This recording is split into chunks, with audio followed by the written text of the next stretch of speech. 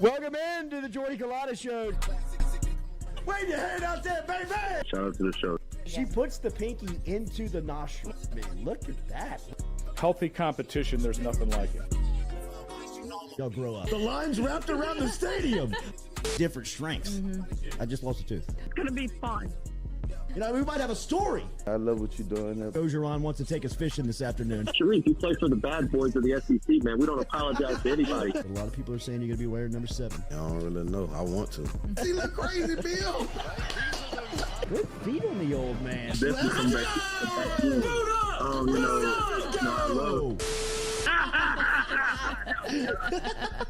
We'll be right back with the Jordy Culotta Show.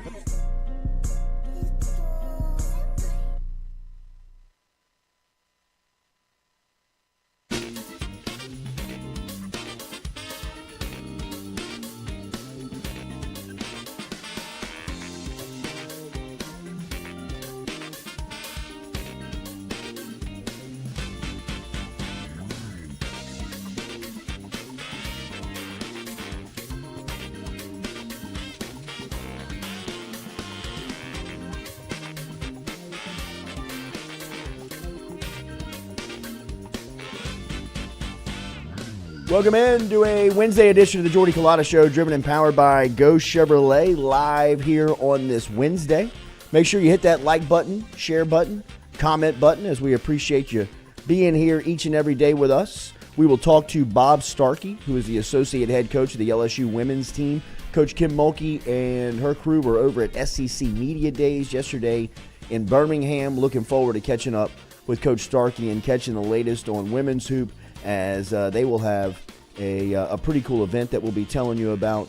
Also, they have opened up number 16 in the preseason AP poll, so it will be cool to talk to Coach Starkey about coming back to LSU and what it's like working for Coach Mulkey. We will also talk to Brody Miller, just like we do every Wednesday here on the Jordy Culotta Show. We'll get the latest from Miller on LSU football as the Tigers are gearing up for a Saturday tilt versus Ole Miss, as Ole Miss will be in town at 2:30 on Saturday. Remember, daily we're brought to you by Go Chevrolet, online at GEAUXChevrolet.com. Go Chevrolet got locations in LaPlace, Louisiana for brand new cars, or if you're looking for a used car lot, stop and see them at Go Express Auto Sales. And you can always shop online at GEAUXChevrolet.com. Our phone line is brought to you by Metropolitan Health Group. Real doctors, real solutions. Metropolitan Health Group. It's also Wednesday. Mailbag day. Yes. Mailbag. Get your voicemails in. Still an opportunity to call in. Phone number is 225-229-7741. 229-7741. Rove Camara, that's I'll right. never forget that. Someone I heard on TV the other day said, "Have a take, don't suck," and I got so mad. Was it Jim Rome? Yeah, we stole it from Jim Because we Rome. stole it from Jim Rome. Yeah. Oh, We you stole it did? from Jim Rome. Yeah. Oh, I got mad. No. Like visibly mad. Like, Look- no! That's our thing. Little homage to the legend. The jungle. So we stole it. Yes. I didn't know Yes. Romy might be like one of the first call-in. Like he built the community around like the call-in a little bit. that. Okay. Does Rome. everyone know that but me? He's a legend in the Probably. radio game. Everyone knew he said, "Have a take, don't suck." Probably so. Probably so. Probably so. I mean, he was the first at what we're doing from a radio standpoint, like Like to do call-in? just from a national radio show standpoint. Jim Rome's the first national name that I ever knew. Mm-hmm. You know, like listening early on, that was like kind of going coast to coast. That's what I was gonna say. It's like the first national. Like this Mm-hmm. guy, you can talk sports for 3 hours and like cover the whole landscape without it having to be anything else. Yeah. And then he everybody bought in. That's how he got the jungle, and that was the people that called in. That'll be us one day, y'all. That's how you do it. Coast to coast. Coast to coast. Yes. Yeah. Jordy, give me your take on the Pac-12. Doesn't exist. Yeah, it's not there. Yeah, won't exist. Brandon Hollingsworth is right. This is a horrible day for Jordy Culotta. Too damn cold. It is freezing outside. We I am talked about bundled that, up. Brandon. He's sick over here. Had a fire brewing last night. I Made knew another you one would. this morning at 4 a.m. when I woke up. It was too cold in the living room. Got cement floors in the house, which do Ooh, not that'll do wake well. your ass up. Do not do well with the cold weather. I did turn the heat on. I woke up at like 4 and thought, I got to turn the heat on. It's time. it's way too cold outside. Yeah, it's weird. I had the AC on, 66. You do? Ugh. Oh, yeah. In this weather? Oh, yeah. You warm-blooded, huh? Oh, yeah. How? I don't know. I mean, So you just it's- never get cold? I mean, I'd say it just takes you a minute to get It takes me cold. a minute to get cold. Like, I'm hot right now in this sweatshirt. Wow. I'm If we freezing. just could like slide into the cooler temperatures instead of going from 89 to 40 69. something, yeah, 69. That would be much easier on your body, I think. But we don't get that here. Maybe. And then we'll go back to the 80s this weekend, and you'll Yeah, be I mean, sick it's supposed to again. be hot again for the game. Yeah. Is that right? Yeah. Yep, it is like 85. So this is this where your disdain from the cold weather comes from? Is because you get sick every time? You're like, this means, or do you really feel cold? And you're like, I'm miserable. No, I'm miserable. Wow. I'm miserable. Like right now, What's the this coldest morning- Cold. Well, how did you make it in Chicago at all? Well, I was not there during the winter. Okay. And my interview was during the winter, and I pledged I will never, ever Be come back back here. to this city during winter months. Well, what about like Colorado? Would you go there? In It's the a snow? different type of cold than like Chicago is, Mm-hmm. and I know. Look, you know what you're signing up for, Yeah. like ski trips. Yeah, you right. do. Like I mean, you go to New York in the wintertime, you know. Right. Like I mean, it's on you. Yeah, you man. gotta be You know what I prepared. mean? Like if Yeah. you don't like cold, then you shouldn't go to Colorado in the wintertime to go snow skiing. Right. And like I can mentally prepare for it. Yeah. You know, but I mean, Our day-to-day life, it's different. right. I'm not skiing every day on the ski trip though. Mm-hmm. You know, like I mean, that's You're not in front happening. of the fire. You're après Yeah, I'm a skiing city most guy. of the day. Right. Like I mean, it's a story when I'm on the slopes. Exactly. You got a guest appearance. Yeah, right. That's what it was. When we did ski trip, we had kids that were waking up at like 5 in the morning to go like Ugh. skiing and like hit the first like I was Yeah. like they would be coming back when I was waking up. I was like, what are y'all doing? Where have y'all break. been? They're like, Yeah. oh, we went skiing already. It's like, oh, you're not gonna go back out there? And like, oh yeah. It's like, oh, I would do it like lift open to lift close. I love All day. skiing, but I'm not basing balls. Not waking up early to go do it. No The way. mountain's gonna be there no matter what time I wake No up. way. Yeah, I mean, it's not going anywhere. the friends of mine that like travel to hunt Yeah. in cold Oh, places yeah, I don't that get go that. for like weeks at a time. And You're you're either sitting. you're either sincerely miserable in your marriage Yes. and trying to Most of make them are. You're about to oust just the a people. bold excuse of spending time in the snow Yeah. hunting elk. Sitting Like, there, freezing Buddy, your are nuts you off. kidding me? I don't even know what the fuck a quail is. I mean, like, are you serious, Pull. man? I But mean, see, that's the level of cold. Like that makes me cold. Like just sitting in like the duck blind. Oh my it's because God. I don't want to be there anyway. Sure. And then now it's like we're just waiting for what? Like, Right. Are they gonna come or not? Like just let everybody's me know. Like, got to be cold, right? Yeah, I mean, we're well, sitting Well, in the duck blind, water. You're drinking. So the that elephant in helps. the room. I don't know. I mean, and then that's another problem for cracking beers at 4:30 in the morning, waiting for the ducks to come. It's like Yeah. your whole day's kind of shot. Fence post. Yeah. Yeah. It's dumb. I get it, man. It's dumb. But I would not. I am not cold weather guy. I'm not either. And we do go to Colorado a lot. And I get there and I get pretty miserable. But you Really? suck it up. Yeah, well, I mean, that's I on mean, you. It is. I You know, wear I lots mean, of layers, but still I'll You watch can't people travel living too there. cold and bitch about it. No, Right. you can't. know. But I still do a little bit. I mean, get it's you. hard Yeah. to A little entitlement. yeah, Which, a little bit. You wouldn't do like I couldn't even do like Chicago bear weather. Like No. I wouldn't be like the fan that's No. like bundled. If it's gonna be like that, I'm not No. going. No. I don't It's think. the wind there. I don't Yeah. know what I would do if LSU's games were like that. If it was like this is the thing that I would like, not be as passionate of a That's fan. what I was thinking. But you would rather the heat, like the sweltering heat Absolutely. in an LSU yeah, game? just, Oh, yeah. I really? know when I signed up for that. I would like it to brings be you back. July 18th, 365 days a year. At an LSU game? I've got no problem with it. Jordy. Give me 100-degree weather People with are, like, 100% passing out humidity. and stuff. That's fine. You're born in South Louisiana. Mm-hmm. I mean, we're from here. I mean, this is it doesn't shock the system to me when it's 100-degree humidity. This is more shocking to me Yeah. than anything. Yeah. I mean, keep your 55-degree weather. Give me my You know what I 95 mean? When it gets 30 degrees, I mean, I am miserable. Are you gonna retire on an island one day?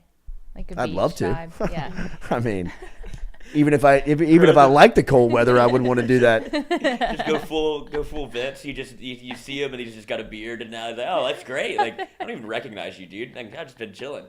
Man, you Hawaiian didn't go the shirt. way I wanted. Yeah, right. Oh well. Give me 100-degree every day, man. Shorts, no shirts, and flip-flops. If I could retire like that, I made it. You're like Jimmy Buffett. Amen. Amen. Amen. All All right, LSU this week. Big story is, I don't know, did you see the midseason All-American awards come out for the freshman class? I think this is a lot of what we expected, and we'll talk to Brody Miller coming up here at 8 o'clock this morning. Brody's with us every Wednesday at 8 a.m. And obviously he represents and works for The Athletic. And The Athletic put out their mid-season All-American freshman team, which LSU had players littered on the squad. Will Campbell, obviously the starting tackle for LSU, just named co-SEC Offensive Lineman of the Week in his return back.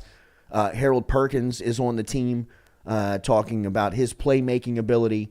Emory Jones was on the second team, but I think once this season goes final, Jones will probably be on every list of freshman All-American squads that you can find, pending he stays healthy.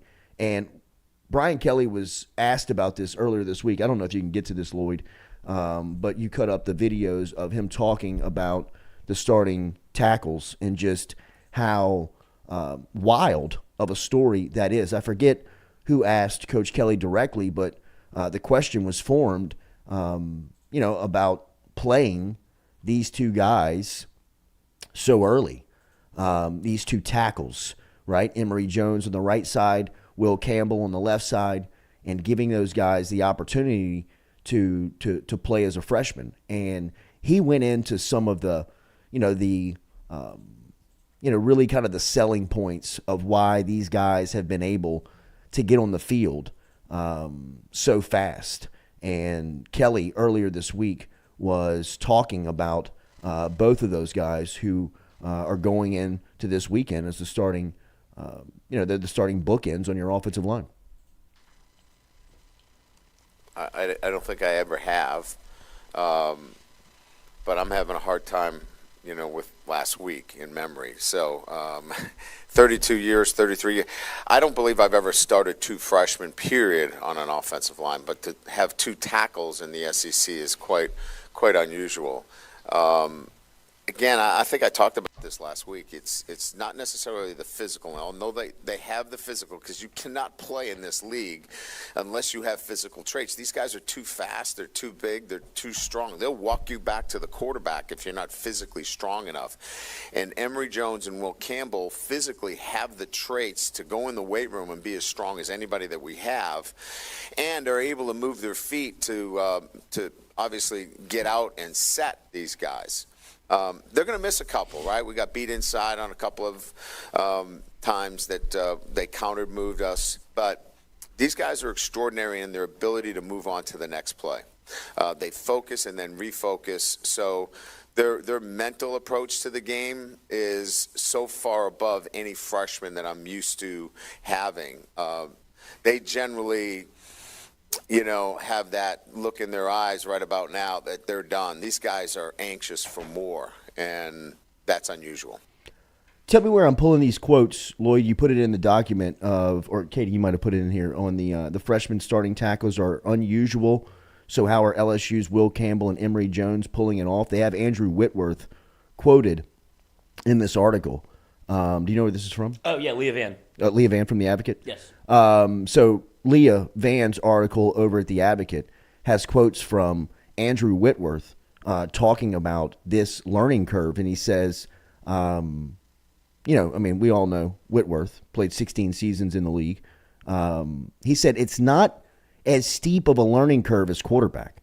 That would be the only thing harder to accomplish. One-on-one pass protection as a tackle against grown men compared to them is the biggest challenge in college, except for playing the quarterback position.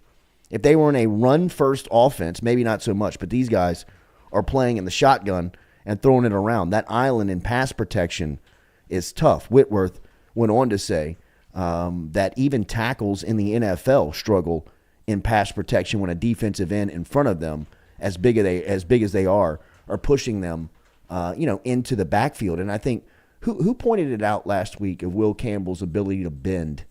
Was it Caskey? It might have been I Kasky. think so. It was Caskey who pointed out and if you watched Campbell on Saturday, a lot of the times when he pass protects, he gets back into his set, and you don't have to really kind of watch the game intently to see that position that I believe Cassie was tipping us off about Campbell last week, but it is very impressive the leverage and bend and agility he has at a very young age at his size. You know, I mean, to see how big he is and to be able to set and pass protect. I mean, he plants his feet into the ground as if he's almost like an oak tree. I mean, as solid and sturdy of a young player as I've ever seen. You know, I mean, I hate to speak in hyperbole in this job, because tomorrow somebody will come along and do it better than the guy that you said was the best to ever do it. But I can't ever remember seeing, especially a guy so young. I mean, Whitworth was dominant, you know, once he got up and was moving at LSU. You've seen some guys that have come through here. Lyle Collins played dominant football, you know, at times on the offensive line. And not to say that Campbell is dominating, but you can see that it won't be long until he's dominating people, where he's going to be almost immovable. You know, you're not going to be able to get around him just because of how athletic and how agile he is. I mean, if you watch him set in his pass protect, his body almost like bends backwards, you know, from the hip, where it's like he's set back here, but he still looks very comfortable. He still looks very set. He still looks on balance, and he's still punching, you know, with defensive ends and, you know, keeping the quarterback pretty clean. As Kelly said, there's moments, there's times, you know, when they break down and they give up some, but I mean, to be expected, right? I mean, like the fact that you're talking about that it's a surprise, and not necessarily a surprise, but just talk about how high of a level they're playing at so early. It was fun to talk about it when they signed, when they committed, when they were seniors in high school, even through spring when you saw Campbell for the first time, and through the summer when Emory Jones showed up. It was fun to talk about how these guys are going to play. But now, you know, past the midway point of their freshman season, to see them as locked in to that starting position as they are, Campbell on the left side, Jones on the right side. And, you know, I mean, it's just very, it's fun to think about what the future is going to look like on that line, and not so much like 2 years down the line. I mean, you know, 2 or 3 games down the line, these guys are steadily improving. Obviously, next year it'll be fun to see them in their second season, but every single week it feels like, you know, Campbell, Jones have a moment, have a game, have a story within the game that just sticks out, right? I mean, Campbell's the SEC Offensive Lineman of the Week for his play versus Florida last Saturday night. The more you watch Jones play, the more you watch Emory Jones play, the more his athleticism just fires off the TV screen. If you're in the stadium and you're watching him specifically, I mean, his ability to get to the second level of the defense, you know, I mean, to move, and his athleticism and the, you know, he moves very quick in a concise area, is just, they've both got things, you know, Campbell's ability to set and his agility and his bend in his body, Jones's athleticism and his attitude. They've just got things that you can't coach. And if you talk to people around the facility, Brad Davis, you know, Frank Wilson, you know, people that are connected to the offensive staff, they get better every day. You know what I mean? Like it's so easy to see the malleable improvement that these two high-end players are making every single day. So it'll be a fun matchup, again, watching them go up against this Ole Miss defense. But just the projection of what LSU has on the offensive line now to where they were 6 months ago, you know, 8 months ago, is it's crazy to think about. You know, I mean, it really is, to see, you know, this group really being firmed up, and those two guys, you know, being the anchors of the entire group. And you think about the future, right? I mean, there are a lot of people that are very high on Fitzgerald West. I know that he's cross-trained a little bit at defensive line, and I don't know, you know, essentially if he's going to turn out to be a center, but he's very athletic. he's or I take that back. He will be a center. I think he was just running some scout team defense and giving them some looks. But he is another offensive line freshman that they've brought in this class that they're very excited about. And you heard Jamie Howard on Friday, talk about Bo Bordelon and just how he's developing behind the scenes and improving. So they've got 4 in this class that are all going to play, feel like they're all going to play. Campbell and Jones obviously already playing. It feels like Bordelon and Fitzgerald West at some point are going to play. Zalance Hurd's the number 1 offensive lineman in the state, one of the top in the country, and Tyree Adams down at St. Aug. I mean, I had a chance to watch him play in week 3 versus Zachary, and, I mean, he is a mammoth of a player. I mean, he's got Campbell's type size to him when you watch out or you just walk out and see him. I mean, there's no guessing what number Tyree Adams is. There's no guessing which one's the LSU commit. I mean, he is front and center. So, I mean, back-to-back classes of really solid groups of offensive linemen really, gives you that security with Brian Kelly of things heading in the right direction. The things that you see on the field make a lot of sense.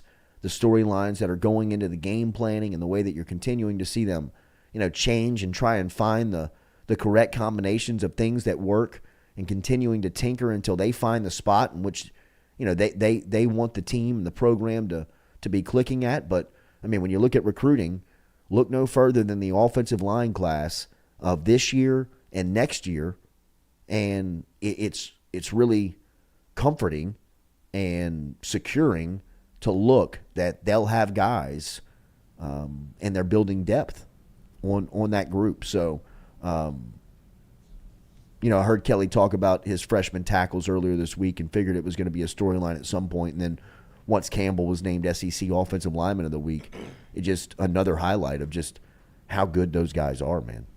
It's crazy that he was able to, how much of an impact he makes at that position. Like, obviously, left tackle's very important for football, especially when you have it's probably even harder the fact that Jaden Daniels is more of a running quarterback, so it's not your standard left tackle position where I know where the quarterback's going to be the entire time. But for him to come back on a short week like that and then play the way he did, that's Will Campbell. If you could draw up a dream scenario for him, that's Will Campbell.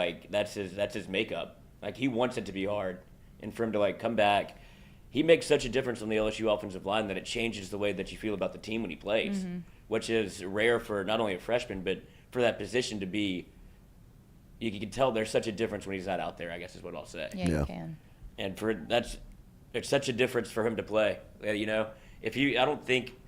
I mean, how do you evaluate the Florida game if he's not there? That's how much of a difference I think he makes. It's a Tennessee game, right? That's where my brain goes, is because of how the offensive line looks without it. I mean, the Atlanta offensive lineman Mubanga. I mean, I remember being at SEC Media Days out there and was talking to some of the guys who covered Georgia, and them being very high on Mubanga just because he's one of those players that hasn't played a lot of football, but when you watch him play, you're like, oh, that guy's got exactly what you're looking for. Flash. Right. And it's not as if LSU, sought out some diamond that nobody knew about. Everybody in the country wants Mubanga. They want him for his future and his potential. They haven't seen it yet, but you know what you're getting in that type of player. He's committed to LSU as well. I know that there's a big push after a guy like DJ Chester, who's still on the board. So I mean, this offensive line class continues to get deeper, stronger, and more athletic, and that has been really the group. I think, outside of the quarterback being very inconsistent, it goes very hand in hand, very much hand in hand of, those two positions being efficient and relevant. They both have to be. You have to have a consistent starting group of an offensive lineman, and you have to have a guy behind center who knows how those guys play. Josh Hill, are they going to land DJ Chester? I know that there's a lot of positive momentum inside the program about Chester, and I know that there's a lot of people putting in a lot of work to recruit him. Shay in the Power Hour. I'll tell you. Today coming up at 10 a.m. There we go. Shay in the Power Hour will be here. So it's it's a very good sign. It's another, check mark next to Brian Kelly's first year of building the program and the depth. And when you look at the offensive line, you got to have that position sewn up if you want to compete at the highest level. And it looks like LSU is doing an incredible job of paying attention to the line of scrimmage. Look, you know what Jamar Cain's done in recruiting, and it's just as refreshing to see what Brad Davis is doing on the other side of the line as well. So it was such a hard spot for LSU to find for so many years, and then Brian Kelly comes in and does that. I know, obviously, Will Campbell, Emory Jones, anybody that would have been head coach for LSU would have done their best to sign those two guys that were that good. But for him to be able to go out and find talent all over essentially the country for offensive line, you got the offensive line version of Ed O, where I know I'm going to build it in the trenches, but I'm going to do it on the offensive line, and I trust Jamar Cain to go clean up the Louisiana talent on the defensive front. But this is Brian Kelly's calling card, right? Would you say that offensive line recruiting and offensive line play, that was probably his biggest coup at Notre Dame? Mm-hmm. That's what they said. No doubt about it. He knows how to build the team. And I think when you looked at LSU, there were some obvious. You got to plug some of these holes. Yeah, there was just some obvious holes that you had to pay attention to immediately, and the offensive line and really the line of scrimmage. Mm-hmm. For as good as they are on the defensive line this year, when you looked past this group, there's not a lot of depth, so they had to. Really pick up the recruiting from that aspect, and what they've done on the offensive line as well has been great. Dead Soxy, 25% off using the code Jordy. Using the code Jordy, go to deadsoxy.com, get your purple and gold socks, just like you can see in our little sock drawer here. Get your corporate gifts; they can help you design it. They'll give you discounts on bulk orders, so you can do Christmas gifts for your business or personal through deadsoxy.com. Use the code Jordy. 35% off. All right, your mailbag questions, if you want to get them in. We've got a busy second hour today as we'll talk to Bob Starkey coming up here at 8:30 this morning, an hour from now. We will also talk to Brody Miller at 8 a.m. this morning and get those calls going then. Get more information on LSU, and we'll ask him what his thoughts are on this weekend. So we'll take your phone calls and your voicemails and your questions if you have them inside of the chat. If you want to get voicemails? in. Oh, yeah. We do? Oh, yeah. Thank you. Let's get to them. Were people calling in yesterday? Yeah. Okay. 5 voicemails. If you want to get to them, you want to go to break and let me set this thing up? Yep. We'll be right back with your voicemails here on the Jordy Culotta Show, driven and powered by Go Chevrolet.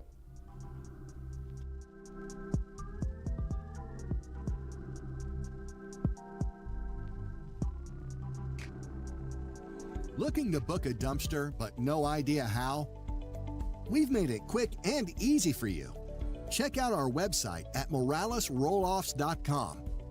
Let Morales Rolloffs know your desired delivery date, and finally, provide your contact details. To make payment, look out for an email invoice with all your booking details.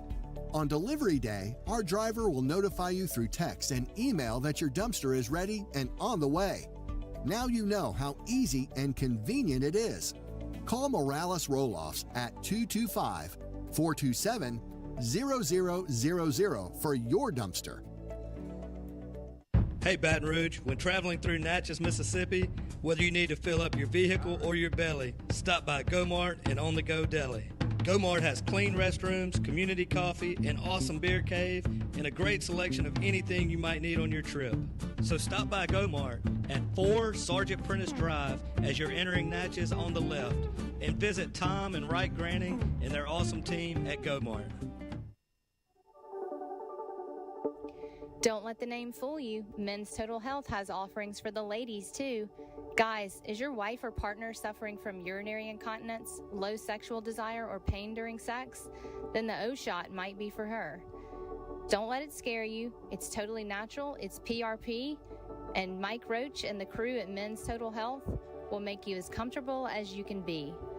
Contact me for more information, Katie at jordyculotta.show.com, and I'm happy to tell you everything that Men's Total Health has to offer for the ladies.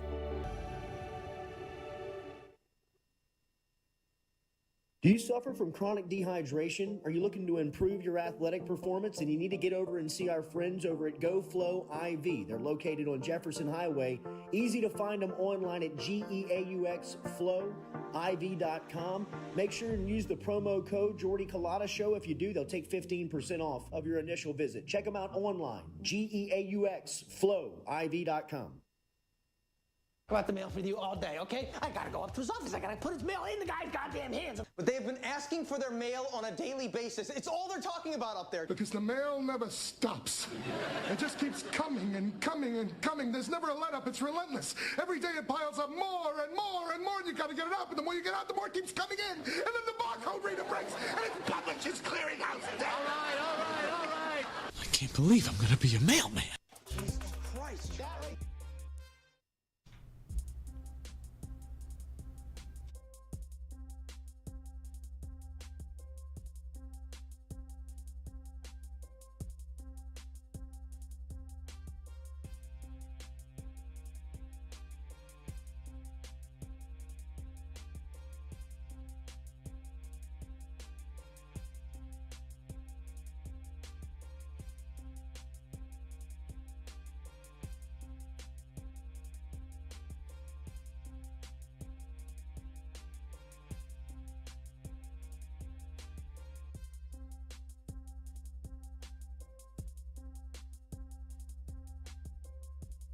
All right, welcome back here to the Jordy Culotta Show, driven and powered by Go Chevrolet. Every single day, hit that like button, share button, comment button.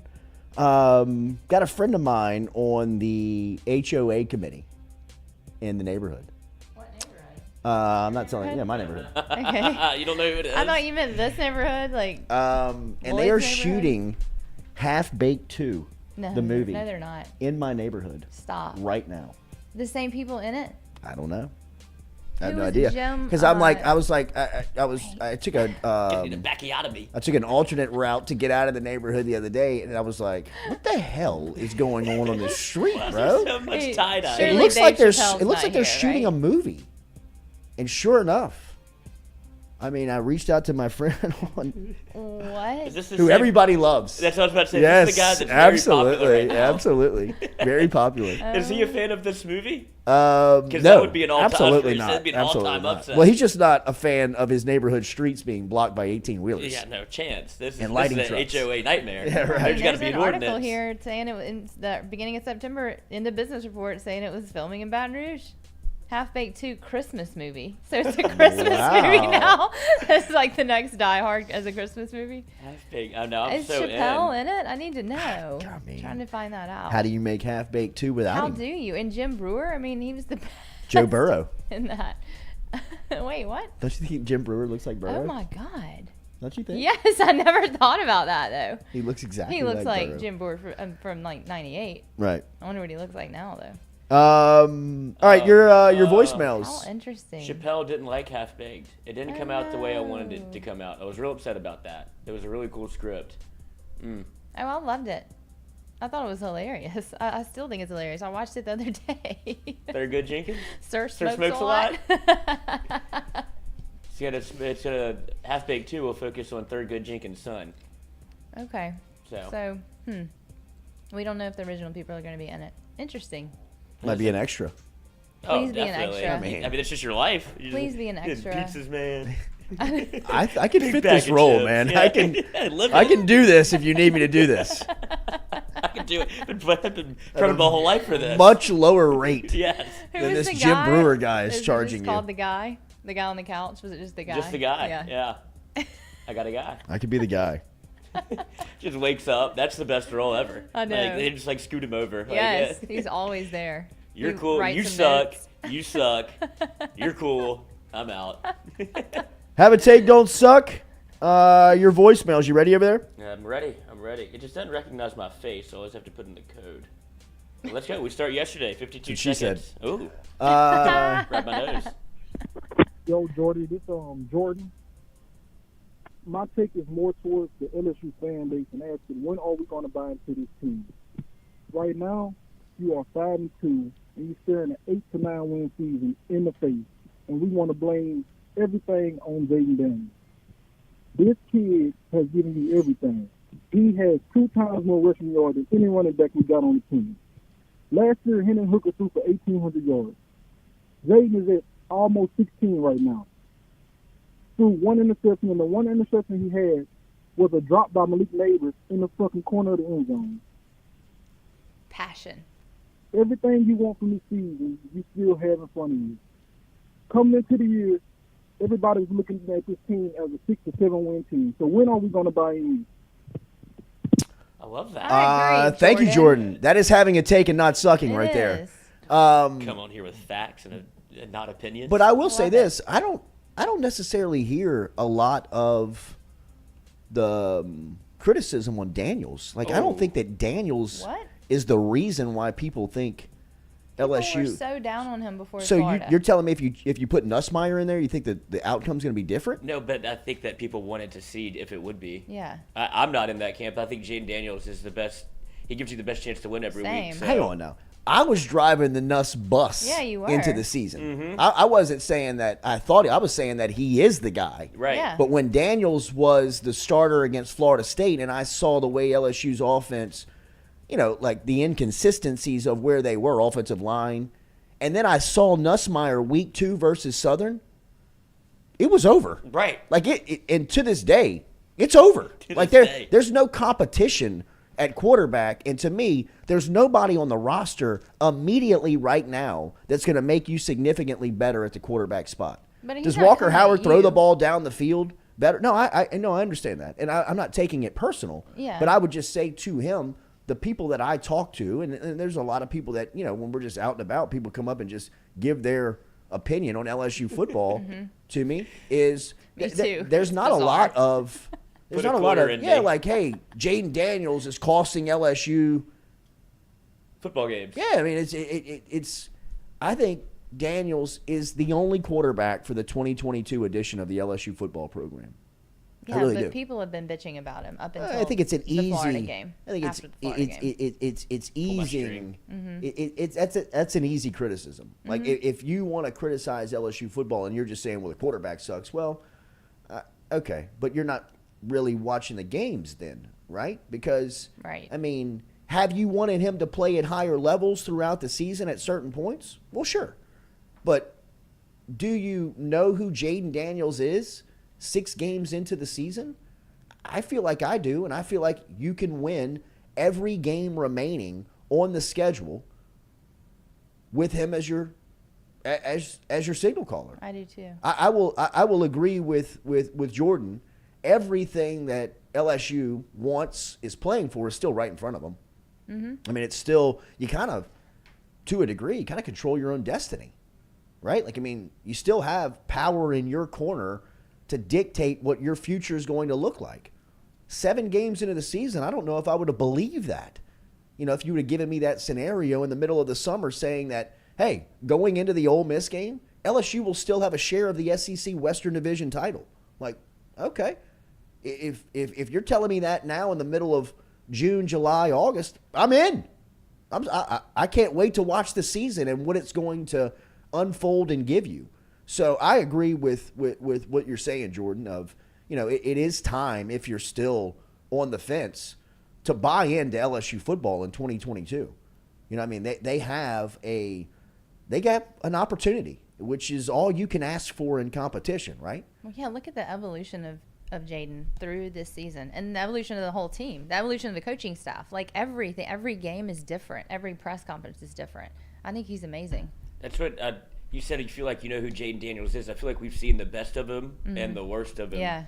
So like I still don't know which version of him he is more consistently, but you can almost win with either. And I feel like the worst version of him, what you saw at Tennessee, I put that kind of on the staff and what they were trying to do going into that week, where they totally changed the way he played the game, and they put a lot of pressure on him to force a different play style down his throat that he didn't like. I'm not comfortable doing, and now. But he did it. It might have been good for him in the long run because now he's starting to make those throws. You kind of have to like eat your vegetables.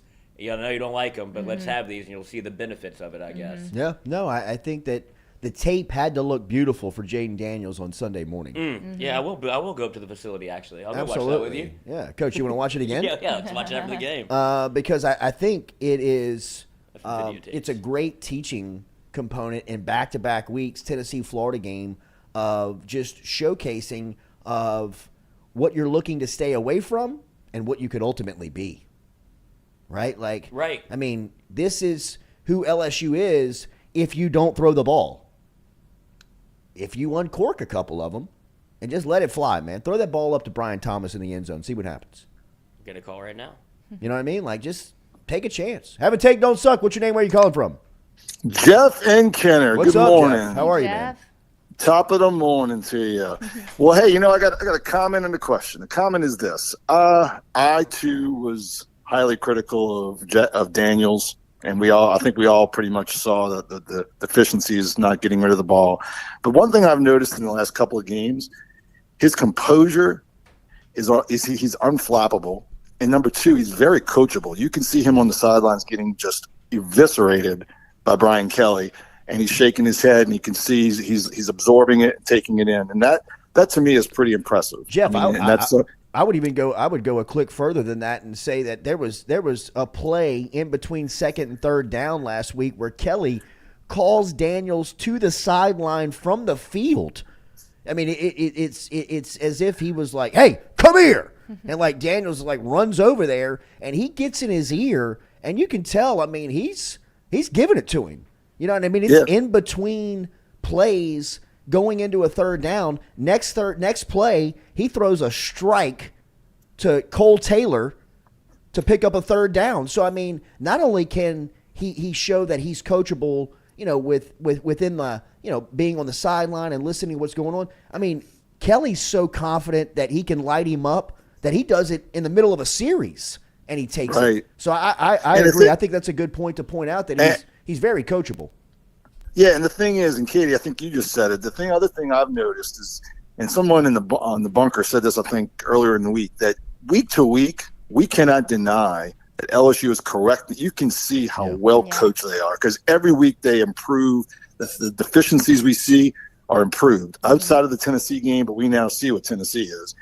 Every week they've gotten better, and that is something we haven't been able to say in a long, long time. The question I've got is this: what's the status of Armani Goodwin? I know that they said he was practicing, but is he a full go? Is he going to be playing Sunday? Well, Saturday. That was the point of the practice, is to see where he is just from a confidence standpoint. I think that they'll ultimately make that decision probably by Thursday. But from what I have been told, it sounds like he's a go at this point. Good. Hey, let us know. Let the bunker know where you guys are going to be Saturday. I'm going to be coming up there, and I have a tailgate to go to through my work, and I would love to try to find you guys and meet up at some point eventually. All right, guys, have a great one. Thank you, Peace Jeff. out. Thank you, man. Jeff and Kenner for always calling and interacting. We appreciate you being there. 225-229-7741. 225-229-7741. It's a good point. We talked about it, man.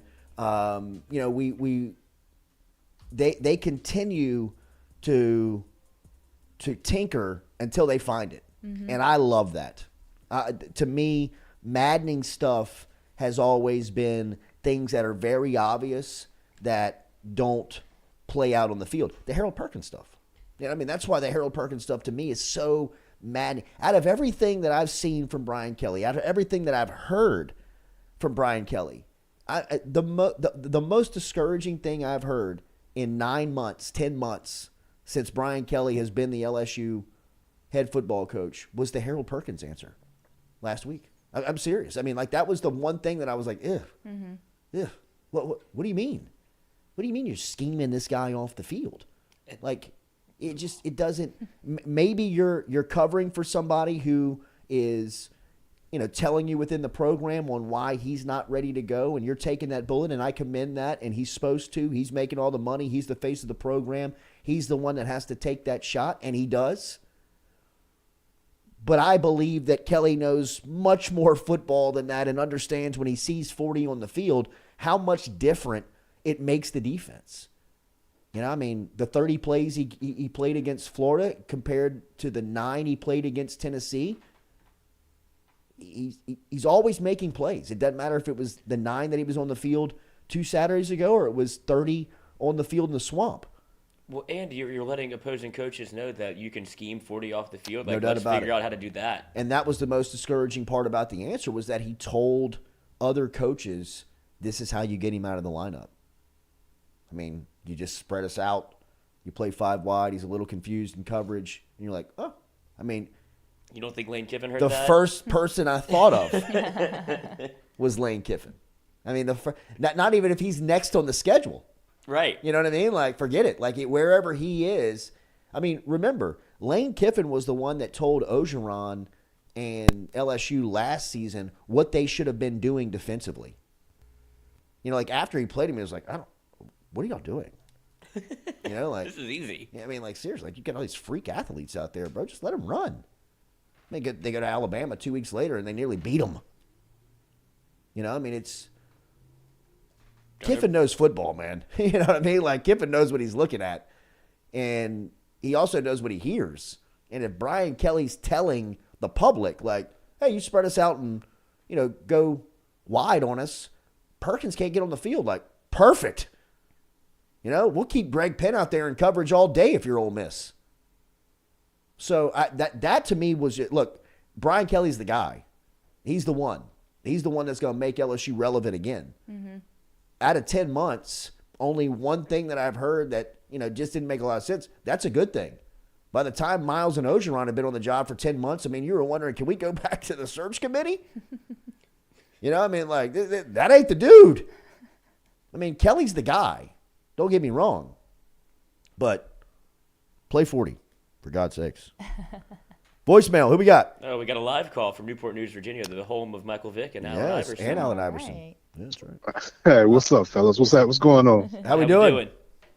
Hey, this is Brian in Atlanta. I'm from Louisiana, but I'm in Atlanta You got a right now. 757 zip code. You're not even. Hey, I retired from the military, man. I had this phone for 20 years. Hey, chill out over there, all right? He had the phone for Don't 20 be giving years. all my secrets away, for God's sakes. I think people know what the area code is. What's happening, Brian? Good morning. How are you, buddy?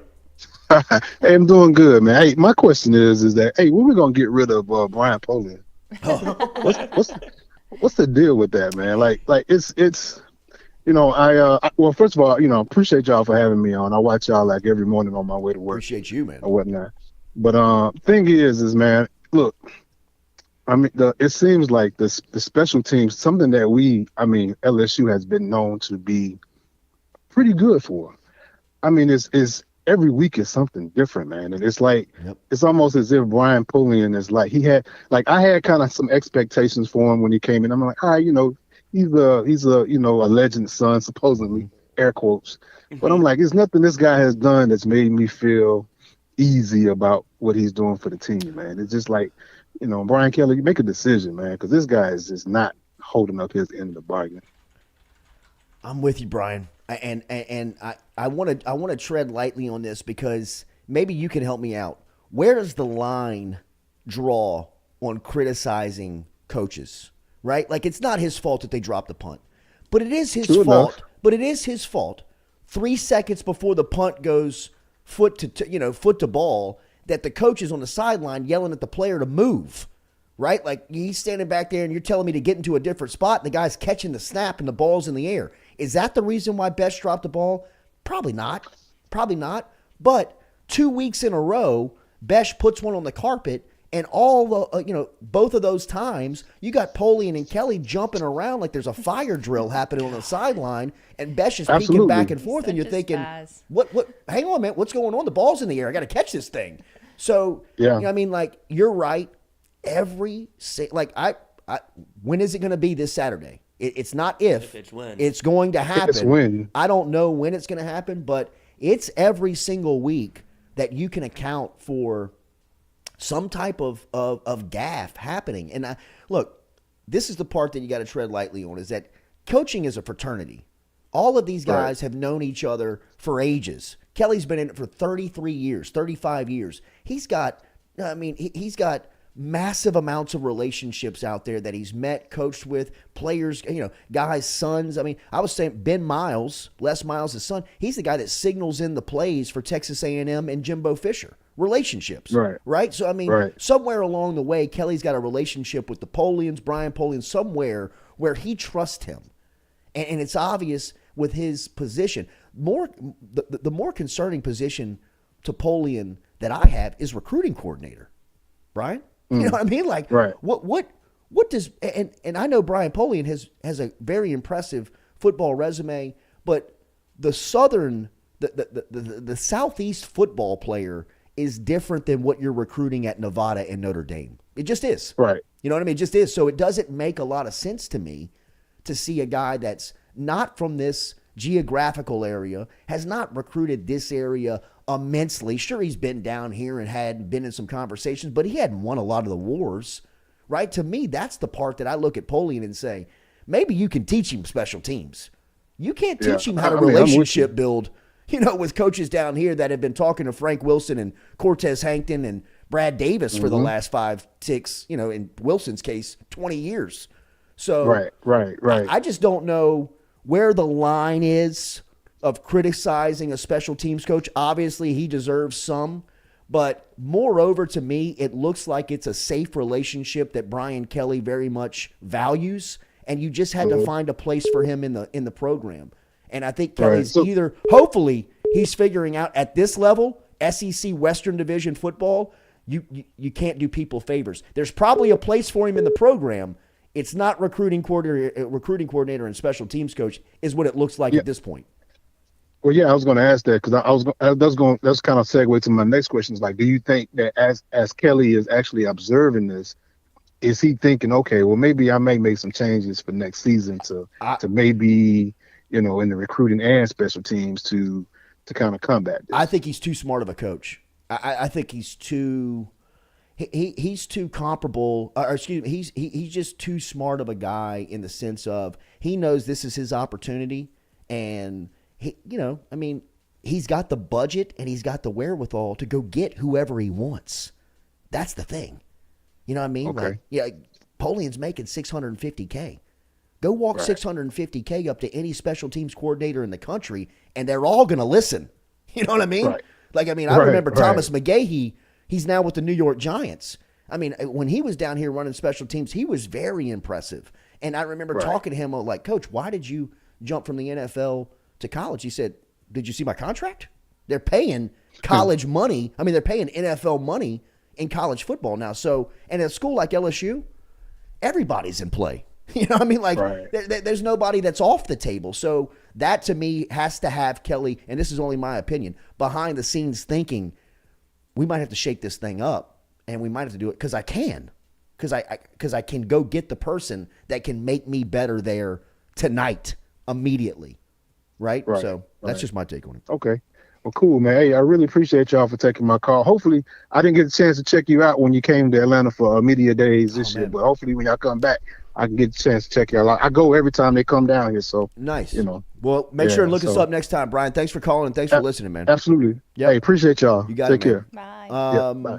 Brian from Atlanta checking in this morning. And look, I don't want to be overly critical on this part of it, of Polian and Kelly, because I respect Brian Kelly immensely in the football world. I think he's a very smart guy. You don't have to listen to him speak long to recognize like this dude's he's tight. You know what I mean? Like he's airtight. You know what I mean? He's got it figured out. Kelly's never going to walk into a mess in a press conference. It feels like he may, and maybe I'm proven wrong, but if he does, it will be shocking because he's very well thought out. He's very understanding of the platform and the topics that we're speaking. I love how he shows, look, this isn't nuclear war codes we're talking about. He'll talk to Chris Doering in a clown outfit if it means, talking about football. He's serious about football, but he understands that it's whoa, hey. He's very even keeled. Where's that coming from? I don't know. Let's take a break and figure it out. Just kick a wire down there, buddy. What happened down there? He's very even keeled through everything, through every press conference. And everything he said, he's done. I mean, he's told us from the beginning what he was going to do and how this is going to play out. And people freaked out about it. And it's all happening exactly how he said it was going to happen. Yeah. I trust him. Fully trust him. Even if that means he keeps Brian Polian on. What happened? I don't know. Are you on? We're on? Oh, God. Yeah, no. Weird I'm kidding. humming, Play this buzzing voicemail. sound. Are we on? Let's play a voicemail. Have a take, don't suck. This is a good one from Austin, Texas. Of the show, usually listen later in the day, not live, but I do try and like the YouTube page. A couple gripes I have with your takes lately. Gus Johnson is awful, and lingerie is Oh, all right, we get to the good part. You would take this live? Yeah. Have a take, don't suck. What's your name? Where are you calling from? Brad calls from Phoenix. Brad from Phoenix. Good morning, Yes. buddy. It's coming through clear. It's early out there, huh? Yeah. I listen to y'all every morning. Thank you, man. Thank you, sir. I am a Baton Rouge native. Nice. Nice. What brought you out to Phoenix? Oh, I've been here for 20 years. What a beautiful part of the world. No. And I had tickets to go to the LSU, the festival game. I couldn't go because it worked. Oh, no, bro. Dude. But Great anyways, game, too. More important talking things in about life. Jaden Daniels, one of my best friends. He's the defensive coordinator for Arizona State. Last week I had a conversation with him, and he's just like, that's the reason why we didn't want him. Well, the way he played against Ole Miss, unbelievable. Yeah. Oh, man. It changes the whole trajectory of LSU's team. Yeah. I mean, like, it changes the whole way of what you think about them. You know, and yesterday I watched the breakdown, Caskets? And, yeah, with Caskets breakdown, yeah. I'm going to try to make it out there for the LSU-Alabama game. Nice. Well, look us up, buddy. So, yeah. So I just wanted to call in and just let y'all know that. Got to watch y'all every morning. And Hunter Fournette has a question for you, and I have one, too. Are you an auctioneer? Okay. No. Are you? You speak very fast. You speak very fast and very clear. Cocaine's a hell of a drug. Hell yeah, bro. I love Scottsdale, too. Look us up when you come to Baton Rouge. Thank you for calling. Hell yeah. Sleep yet. That's right. Go back to the voicemail. Yep. Somebody's calling it from Vail. Have a take, don't suck. What's your name? Where are you calling from? Yes, sir. Good morning. Yeah, fucking I'm out. Really from Vail? Yeah. Oh my God. All right, we're sticking with this voicemail. What are you doing? This guy was calling. So From Vail? Yeah. There's another one. There's another call from Baton Rouge, so I figured he'd answer. Figured I'd call him back. Not a big callback guy in real life, but on the show. No, I'm not either. If you miss me, you miss me. Yeah. I'll call you back. Well, you have to leave a voicemail to get a call back. Yeah. Really? You're still of that era? Yeah, I mean, I figure if you don't, Same. Yeah. if you don't leave a voicemail, What if you text? then Like, I figure if you don't leave a voicemail, it's spam. Yeah, me too.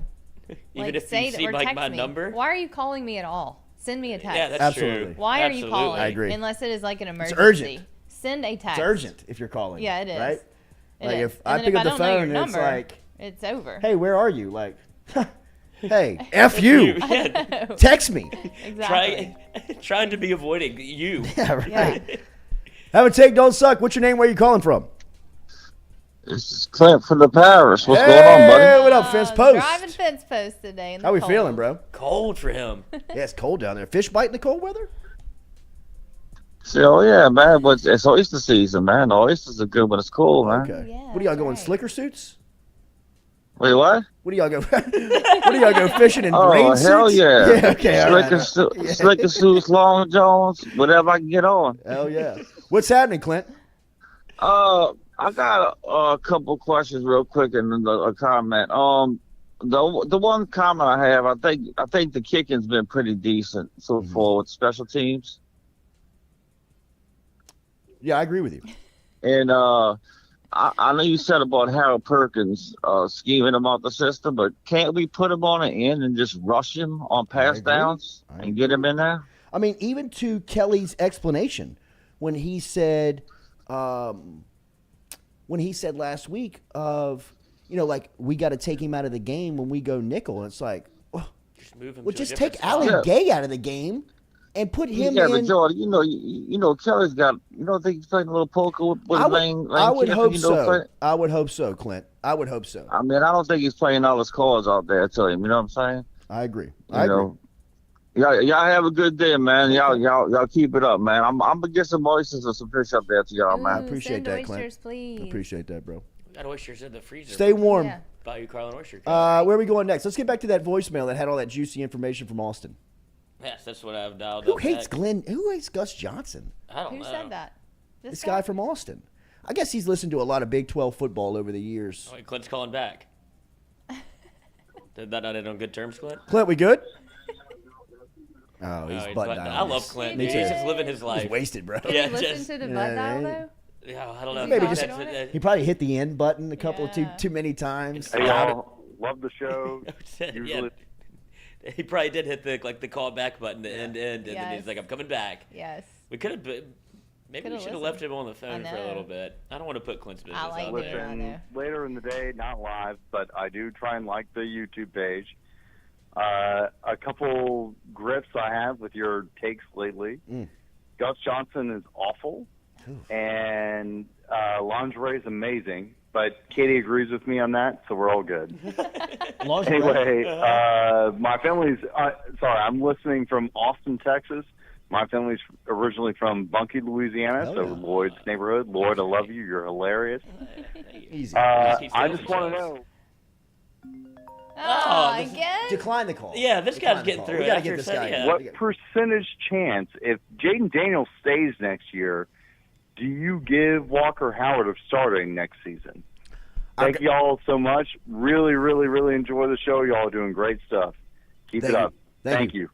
Good night. Like they're having a real conversation. Lingerie is nothing but lingerie is nothing but a roadblock, Yeah. and that's Gus not Johnson does true. not suck. Lingerie's pretty. Till I get there. Depends on Well, yeah, depends like, on who, you know. I'm not saying it has to stay on the whole time, but like, why not start off with it? Okay. Or every now and then, like, come on. And then Jaden Daniels. I don't know. That was a good. That was a good stat that Brian gave on Hendon Hooker last year. But it's a little Yeah. obviously when you bring up the Joe Burrow thing, everybody freaks out. But from 2018 to 2019, Huge jump. It takes a year. Mm-hmm. You know, Huge jump. you got to It be able to does. get comfortable in the system a little I bit. still believe that Walker Howard is the quarterback of the future, and it starts next season. I do believe that.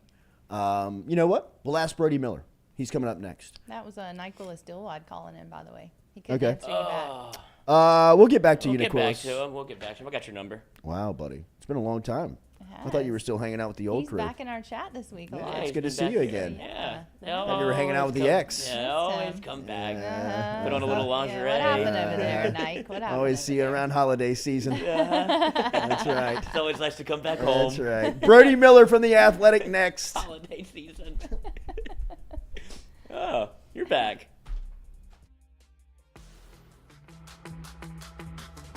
Donaldsonville Glass and Body, the trusted name in frame, body, and automotive paint repair since 1977. They have served their customers for over 45 years. You can find them online at dgbauto.com or stop in and see them Railroad Avenue and Division Street out in Donaldsonville, Louisiana. Look, they can help you with your insurance claims. They can make the repair process as stress-free as possible. I'm speaking from experience here. I've got numerous windshields, body repair, all done by Kenny and the crew over at Donaldsonville Glass and Body. They are, without question, the most well-equipped shop in the area. Stop in and see them today. Shop them online, dgbauto.com, or stop in and see the crew over in Division Street in Donaldsonville, Louisiana. Donaldsonville Glass and Body.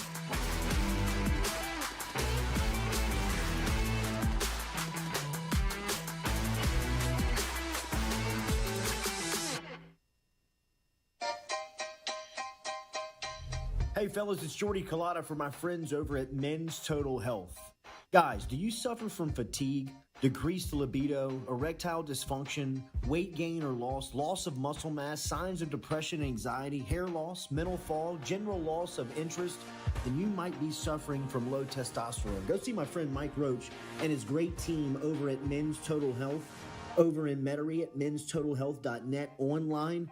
And stop in and see how they can change your life today. A simple shot and some knowledge from Mike Roach can get you back up, moving with your energy, get your sex drive back, build your muscle mass, make you feel young again. All online, menstotalhealth.net.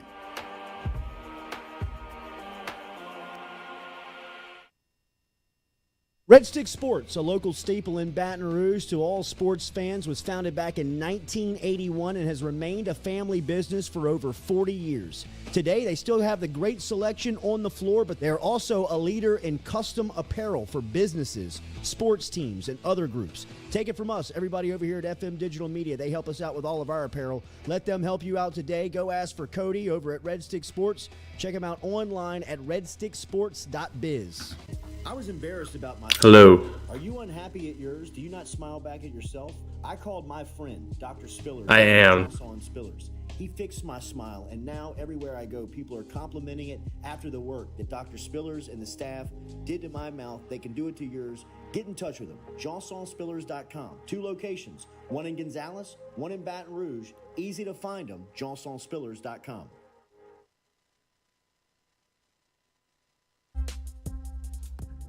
We love the crew over at Fresh Chef Kitchen. Chef Shane and his crew.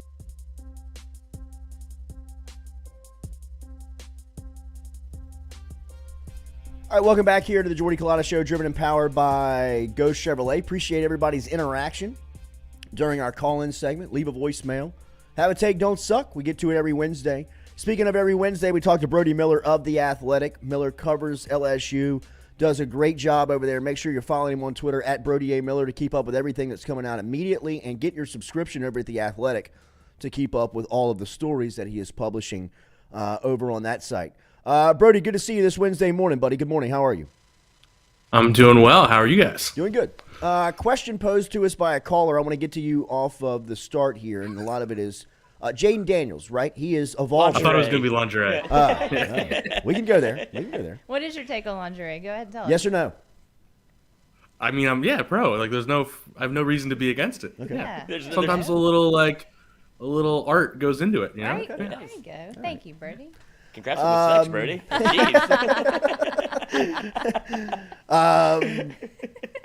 Jaden Daniels is evolving in front of our eyes. He makes LSU feel like a different team if he plays like he did last week. What did you see last week, and what is the ceiling of the full data now that we've got 6 games? Yeah, right. I mean, what made that game, like, we've all been surprised watching college football, right? Like, that happens all the time. Like, oh, I didn't see that coming.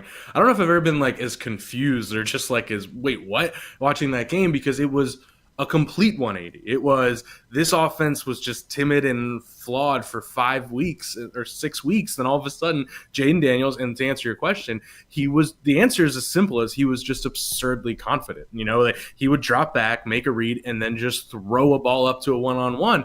And, like, his ability to throw a football was never the problem. So they were nice throws. I mean, his Arizona State stuff always showed that he made nice balls downfield almost every time. So having the confidence just immediately changed that. And I know that sounds like too dumb and overly simplistic to analyze football, but, like, yeah, he balls out there aggressively, like Kelly was asking in one-on-ones, and allowing that really great receiving core to thrive. And it opens up everything for this offense, because what have we been talking about every week is the fundamental thing with this team is their strength on offense is receiver, and it has been basically neutered through 5-6 games. So what that does is it takes you from a team that, I don't know, is like hanging, you know, like 30, 40s in the country. Okay, you could win some games to, if that version shows up, I don't know, that's a top 15 football team. Like, that's just the reality. And that's probably a big part of why this line is moving so much and all that is it's hard to know what you're going to get. But if you have that version, this is a top 20 offense plus a good defense. This is a really scary team that opens up the run more, all those things. So, yeah, the ceiling is massive, but you have to see it at least one more time, and probably against Ole Miss. This is an enormous sports talky question, but just because it was a very interesting one. Daniels comes back next year. It feels like they love Walker Howard and feels like he's the quarterback of the future. How do you see that competition at least kind of starting out next season? Ooh, yeah, it's such a good question. And it's tough because when Jay Daniels first came here, like, every indication I had was that it was more like, he's going to try to get ready for the NFL and go. Like, so it's like the idea of him even being here a second year does just kind of, I would be still slightly surprised if that happens. But to your lovely sports talky question, it's tough because I've looked back at Kelly's history and he's done both, right? There have been times where he does want to get to that younger guy by year 2. Like, he goes with the veteran first year and then wants to get to the younger guy. And there are other times he wants to play the guy he trusts. So there is I think I lean with you. Maybe if Jaden, because it's also, and I'm all over the place here, if Jaden Daniels plays like he played yesterday, he's good enough to go pro. Yeah. So it doesn't matter. Yeah. And if he isn't playing like he played yesterday and it's still the same problem, then this discussion doesn't matter. You know what I'm saying? Where, like, then you actually do probably want to find the next guy. So I haven't, my non-answer is I think it will work itself out because he's either good enough to go pro or not good enough, and you want Walker out. Why, in your opinion, has this game jumped all over the place from a point spread standpoint? It started out with Ole Miss -3. Now it has LSU -1.5. What do the Sharks see? What are they looking at? Yeah, what a fascinating jump on that. I think my gut would be the Jaden Daniels passing game. That would be my guess. Is that just like, hey, if this game's probably close to a toss-up in a vacuum, like if that's a wrinkle in this, then yeah, I think that's accurate. Like if the Jaden Daniels version of this offense is real, LSU would be a 4 or 5 point favorite, right? Like that is what this LSU team is with Jaden Daniels. So that would be my guess. And I think there's I've talked to some Ole Miss beat reporters. I don't think there's some injury going on that would change massively change the spread or anything like that. I wonder if there's a little bit of just matchup stuff going on and just maybe seeing like, hey, maybe LSU is well built to face this run game. I don't know what the answer to that is, but my just gut guess is, hey, if Jaden Daniels can do this, that changes the entire algorithm of this game.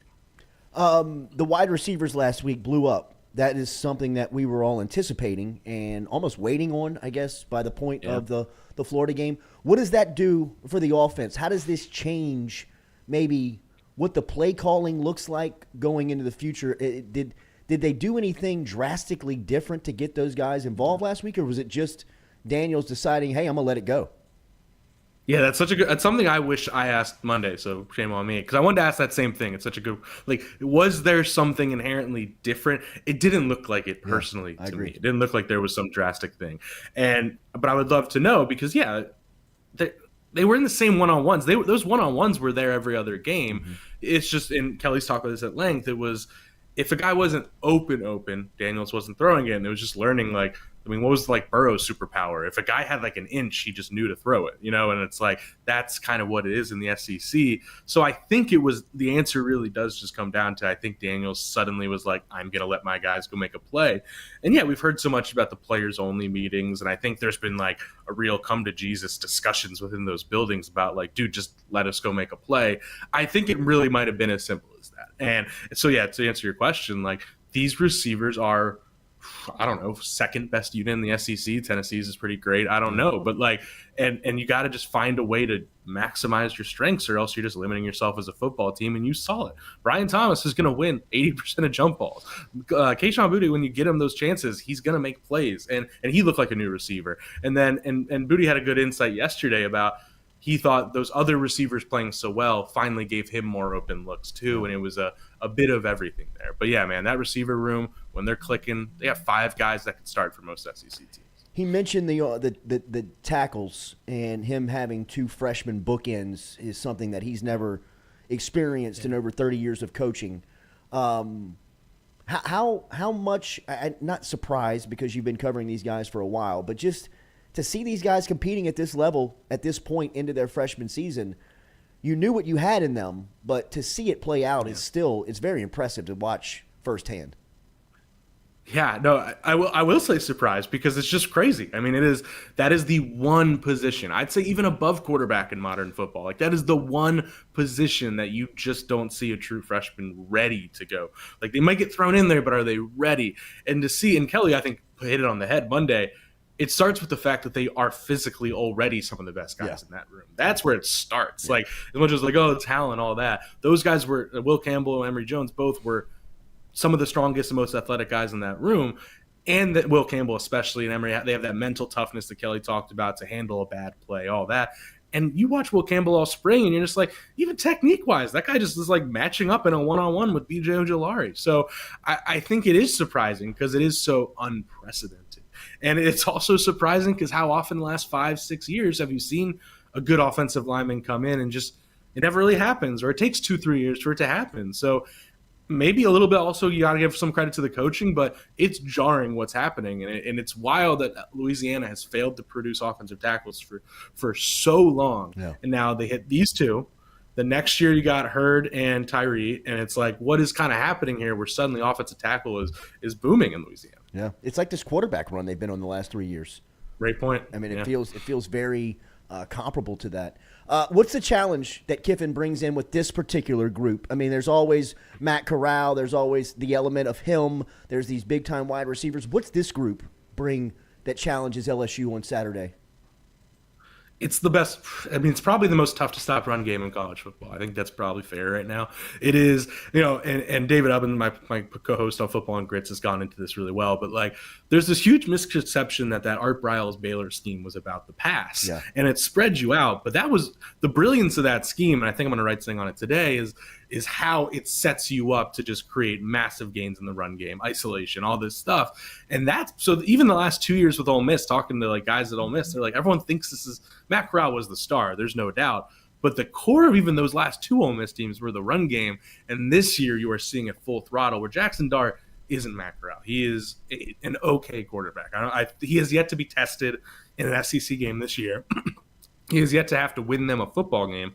But what they're doing is that run game is just elite. That O-line is creating pushes against some solid defenses. And they just really, they're so good at kind of, I'm not smart enough to really explain it, but like create these openings that look like little counter situations that just, you have nobody there to really like, everyone's on their heels. So that run game is the key to this entire football game. And I know Jane Daniels, if he plays well, they might win it, but everything comes down to that run game. Because if you contain that, and make Jackson Dart beat you, you win this game. I do believe that, but it's just easier said than done. Kentucky wasn't able to do it. Auburn wasn't. I don't know what happens.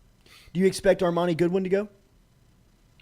I think probably. I mean, but I pause because I'm prefacing.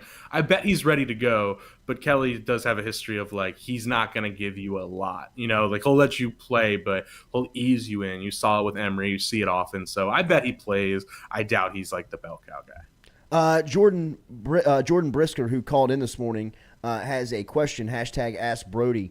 What LSU running backs are returning next season, and do they go and get a veteran out of the portal? Cordell Music had a question right after that about the running backs, #AskBrody. Can John Emery come back? Ooh, that's a great question. I would have to make 100% sure, but as far as I know, he should be able to come back because the COVID year, right? First off, the COVID year, you're right. So, shoot, there might even be a world where he has 2 years of eligibility left. I'm not sure how an ineligible – I mean, obviously, we both know he would never do that. Sure. But to answer your question, I believe the whole room – am I wrong about this? Should be back. John Emery would have another year. I don't know if I would not blame him for just being like, just go to pro and show my talent. So, I'm not ruling that out. But – but Noah Cain's a junior, and he's not putting anything to go pro. Goodwin's a sophomore. Josh Williams is a junior, and again, he's not even though Josh Williams I think is so underrated, I'm going to go pro guy. So yeah, every single guy on that team in theory could be back. Emory might not, but most of them should be back. To answer that question, they have two running backs coming in that are highly touted. Yeah. You really like Goodwin and Williams. I don't think you have to. Would they like to? Would they be open to it? Of course. I think if there's a slot for it, but I wouldn't put it that high on the list because there's so many, corner probably will need a transfer next year. Maybe linebacker needs a transfer next year. Probably still building on the O-line at transfer. I wouldn't expect that to be a priority, but of course you're open to it because I don't know if you're sure you have the guy. For as big of a night as Saturday was in the swamp for Jaden Daniels, I thought it was equally as big for Josh Williams. You mentioned it. Maybe not putting together film where he goes pro, but a guy that's turning into a very consistent college running back. Yeah, I'll shout out our guy Kyle Caskey, who does great work on your show. When he was in LSU last year, he would say Josh Williams is an NFL running back because of what he knows how to do on third down, his pass protection, all that stuff. He will play in the NFL, and I'm always like, okay, sure. No, and Josh Williams is the most well-rounded, and it's the most common question I've gotten this year is just why is Josh Williams the starting running back? Why is it not Goodwin or Emory and all that? And I think it does start with knowing what to do. His trust is so big with Kelly, and Josh Williams is smart. He's one of the guys he's almost like a captain of this offense in a lot of ways. His pass protection, his stuff in the receiving game. He knows what he's doing, and he's been, to your point, he's been showing the last few weeks. He is more than that, though. Yeah. That 50-yard run was some real talent. And I even laughed when I asked him because it's he's mainly only been asked to do that short yardage stuff. And by the way, he succeeded at it. I'd love to see his success rate, but he's really good in short yardage. But to kind of get an open field chance and make some big plays, he's a really good running back. Maybe he's not as exciting as the other guys, but he's a guy you want in there most of the time. I listened to the latest Football and Grits podcast. And you and I forget your co-host. I'm sorry. He was in Knoxville. David Ubben. No, you're okay. David was in Knoxville. What did that game do for the landscape of the sport? first off, I mean, yeah, it just made football a little more fun, right? Tennessee back in it is awesome. But, I mean, just it changed everything, and not everything, but it changed so much in the sense that Tennessee is back, regardless of what happens soon. Hendon Hooker put himself immediately at the top of the Heisman race. Tennessee put themselves in pole position to be in the playoff, where if you lose to Georgia, you're still going to the SEC championship game. If you beat Georgia, you are in no matter what. What a thought we have that Tennessee might be. I mean, sorry, they're in the East. I'm an idiot. But you are in the driver's seat to make the playoff at this point. It's my point, even with the loss to Georgia. And it really does kind of rattle things, because now you're at a point where how often does the SEC have 4 teams genuinely like looking like their top 8 teams right now? And how, Tennessee being back, what is that going to do for them in recruiting? They already have Nico coming back. I'm excited about this, and it just makes for a very juicy end of this college football season, where Bama's clawing to get back, and Tennessee Georgia's going to be the biggest game of the season. And yeah, I can't wait. LSU Ole Miss coming up 2:30 on Saturday. LSU obviously looking, and Brody, it's crazy that they still have control of their destiny to a degree, right? I mean, like, if I'd have told you in August that LSU would come out of the Florida game still having a piece of the West up for grabs, where would you have landed on that? I would have said there's very little shot of that. Yeah. And maybe that's the benefit of your first loss as a non-conference game. Kind of gives you a little bit of like a something to play for, if that makes sense. But yeah, no, I mean, this is spin the Florida State loss into a positive. That's great work. What if I told you Kelly lost it on purpose? Yeah. It goes back to my theory. LSU always goes down 14-0. Does Brian Kelly have a mission to implement spreads in real life? Maybe that's what he's doing. Maybe he's live betting on the game. That's right. Yeah, who's to say? Honestly, yeah. I don't want to throw out accusations, but it makes you think. But yeah, no, it is really impressive. And we talked about this last week. We referenced Hanny's quote that I think nailed it. Like, this season, by the way, they're still going to lose 1 or 2 games they shouldn't. Like, LSU fans, prepare yourself. It's not fixed. Like, this season is exactly where I expected it in a lot of ways. And I don't mean that as in I predicted it, but they are going to lose games they shouldn't, and I thought they'd go on the road and beat Florida. And I almost think they might beat Ole Miss, but then I think they'd probably lose to Arkansas. Like, this is a team that is good enough to beat anyone, and they're a team that is flawed enough to lose to anybody. But the credit I'll give them is the way that if you really like iron it down, they are improving every week. They are seeing a flaw and fixing it, which feels very foreign from the last few years. Of like week to week, you see something get addressed, and you have to give credit to that. There's a resilience of this team with the way they're coming back. Yeah, they probably still end this season 8-4 and 7-5, and that will not change the fact that like I really think this program is in good shape. And to your point, if Jaden Daniels is Florida Jaden Daniels, they are actually in the mix to accomplish some big stuff this year, man. If that's Jaden Daniels, they could get to 9 or 10 wins. Like, it's crazy. Great seeing you this morning. Good information. We'll see you in Tiger Stadium on Saturday, man. Thanks, friends. Take care. Brody Miller is on Twitter, at Brody A. Miller. Make sure and follow him there and check out all of his work over at The Athletic. Get the subscription today. Speaking of subscribing, make sure you are subscribed to our YouTube channel. Hit that like button, share button, comment button. We will talk to Bob Starkey coming up here in a couple of minutes. Remember, Daily, we're brought to you by RMB Builders. Red Bourgeois and the crew over at RMB Builders taking care of you today. If you need anything done around the house or office, they can help you from a construction standpoint. If you want your dream home built, he can help you out with that. If you just need some repairs done around the house and some reconstruction, get in touch with RMB Builders. RMB-Builders.com. RMB-Builders.com is where you find them online. And you can also hit them on Instagram. Social media is on fire right now. Check out their IG page. Just search RMB Builders. When we come back, we'll talk to Bob Starkey, who's the associate head coach to Kim Mulkey and the LSU women's basketball program. We'll talk to Coach Starkey about this roster, about what the expectation is here in year 2, and has he seen the gold toilet? We'll ask him next year on the Jordy Culotta Show, driven and powered by Go Chevrolet. Hard-hitting questions.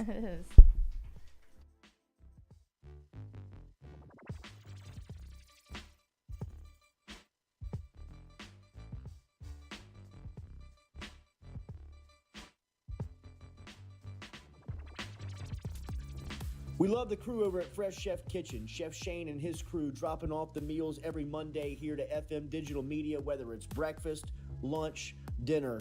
me or the crew's going through our meals over at Fresh Chef Kitchen. Their weekly pre-order freshly made meals, or you can walk into the cooler over there on Airline Highway. They have that fresh, same service over there at Fresh Chef Eats. FreshChefEats.com is where you can find them online.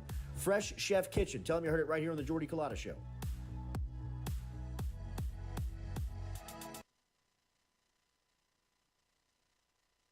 Southern Eye Center is located at 6859 Jefferson Highway right here in Baton Rouge, has been serving your eyes for over 40 years in the capital region. They offer friendly service in a helpful environment with the highest level of personal care to manage your eye health and vision needs. If you want more information, log online to southernyecenters.com.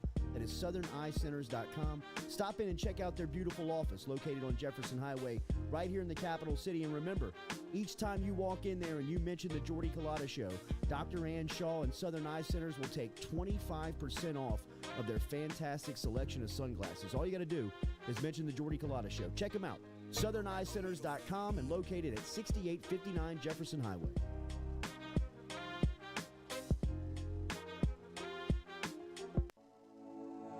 Looking to book a dumpster but no idea how? We've made it quick and easy for you. Check out our website at moralesrolloffs.com. Let Morales Roll-Offs know your desired delivery date, and finally, provide your contact details.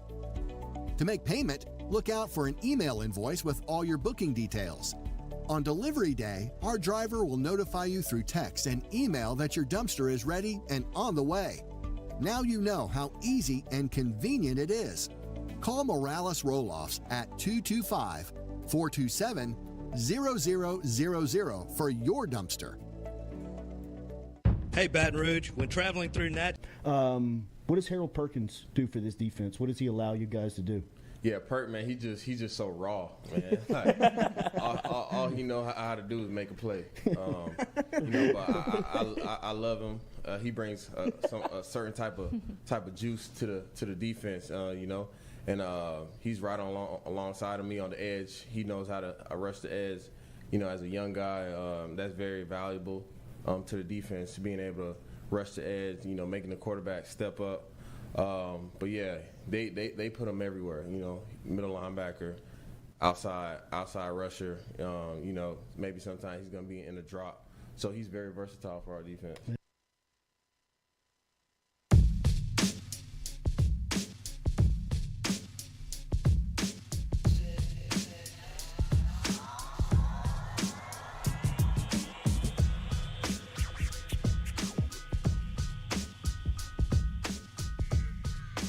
All right, All SEC women's basketball media day yesterday. Alexis Morris and Angel Reese named to the preseason All SEC second team as LSU was picked Tuesday morning to finish third in the Southeastern Conference, as South Carolina and Tennessee projected to finish ahead of Coach Kim Mulkey in year two here of the women's basketball program. We will talk to Bob Starkey coming up here in a couple of minutes as we will link up with Coach Stark. But some cool things happening for the women's basketball program right now. Yeah, they're going to have their welcome back kickoff event tomorrow at 6 o'clock at the PMAC. And it's free, and you can mix and mingle with all the student athletes and all the coaches. And they're also going to provide Raising Cane's for the first 500 fans on a first-come, first-served basis. You can enter through the PMAC through the lower southeast and southwest entrances, and doors open at 6. And if you're a member of the Fast Break Club, like I am, there's an express entry line. So make sure your membership is renewed and up to date. But I think it's going to be a really cool event and a good chance to meet and talk to the coaches and players. I have talked to so many people just out and about who have purchased women's basketball tickets this season. Yeah. Just talking about how it is, first off, it's easy. Mm-hmm. It's an easy buy. And then if you're looking for entertainment, it's a great place to go in for an hour and a half, 2 hours to catch some entertainment. It's a great place to bring the kids. It really is. The kids can just run around.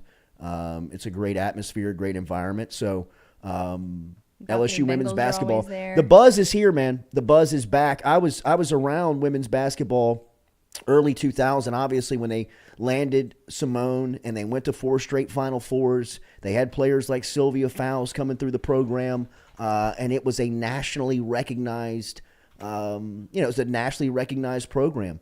And it feels like LSU is back on that doorstep right now. After last season, Kim Mulkey's first year, it was fun. Everybody was enthusiastic. Coach Mulkey was getting everybody amped up and on board. And now here in year 2, real expectation has now started to set in, right? We talked about a couple of players on the All-SEC team and finished or projected to finish in the top 3 in the league going into the year. But I thought as big a move has been made for the women's basketball program than any other outside of bringing Mulkey back was naming Bob Starkey, the associate head coach. This is someone who comes in with a incredible resume.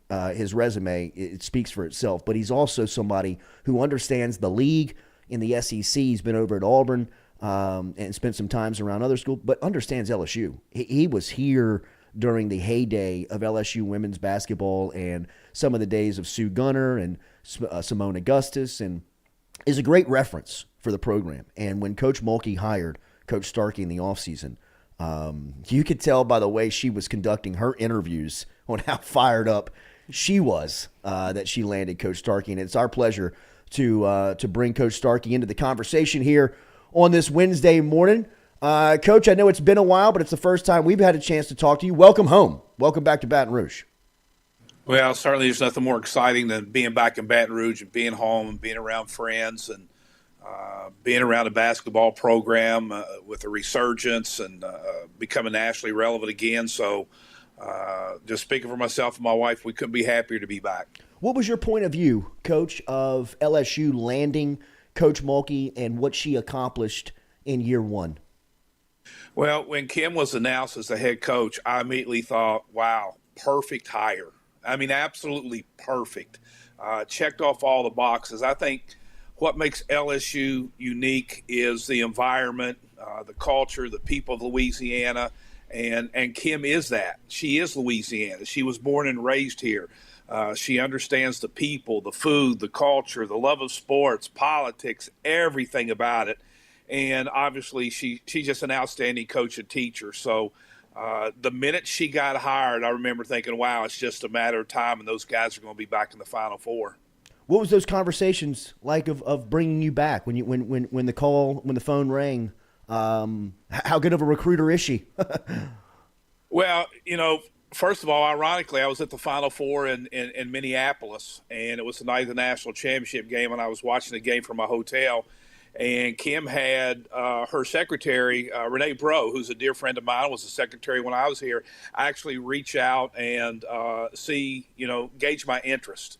And obviously the opportunity to come back here and come home and then to learn from Kim. I'm one of those guys that's a continual learner, and to come back and see what it is that she does to achieve excellence was it's just something I couldn't have turned down. Coach, what is it? You've got plus 30 years in this game, in this industry. You've coached some of the great Shaquille O'Neal, Simone Augustus, Sylvia Fowles. What is it about Coach Mulkey? Why is she so energetic? Why year 1 was it re-energized so quickly under her? What is it about her in college basketball that aligns so greatly with the game? Well, I think the first thing is she's incredibly passionate about excellence, and what that means is that every little thing involving the program, she wants it to be done at this highest level. And so that the first thing that does is that matriculates to the staff. She has great people in place that are also high energy, that also have a high degree of doing things to their very best. And then it filters down to the players. She's an incredible teacher. There's 2 things that have grabbed me since I've been here to tell me why she's a Hall of Fame coach. And one of those is the way she conducts practice. As somebody who really loves the game and how it's taught, it's been incredibly impressive. The pace, the flow of practice, the utilization of the drills to lead up to whole method, everything she does in terms of teaching. The practice itself is high energy, and that translates into a team that plays with high energy. So what she did at practice, without even being here last year, but seeing what we've done this year, that shows me right there that was a great way to turn the corner with the program last year. She has made the roster very competitive. Did it in year 1 through the transfer portal and recruiting, but now with an entire offseason to recruit. the ladies, your program, the LSU women's basketball program, feel very relevant again. What do you make of the roster that you will trot out there? Well, we're excited about it. The thing about the portal, I think a coach could take, two schools of thought with the portal. We can sit around and complain and moan and groan, or we can find a way to put it to work, and that's been Kim's philosophy. So I think what she's created, if you don't mind me saying, this is a portal-friendly program. She's had success with transfers even when she was at Baylor. So players know they can come here either long-term or short-term and have success. So we've been able to grab some players that obviously are talented. Angel Reese from Maryland, who averaged 17 and 10 in the ACC last year. LaDasia Williams, who averaged nearly a double-double at Missouri.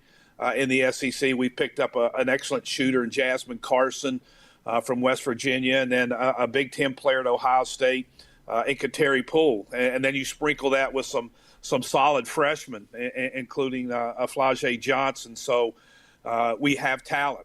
Of course, now the challenge comes is blending them together and getting to learn our system and chemistry, and that's probably the biggest challenge with the portal. You're no longer having kids that have been in your program for 3 or 4 years. So, but I love Kim's system of play. I think it's conducive to kids figuring things out pretty easy.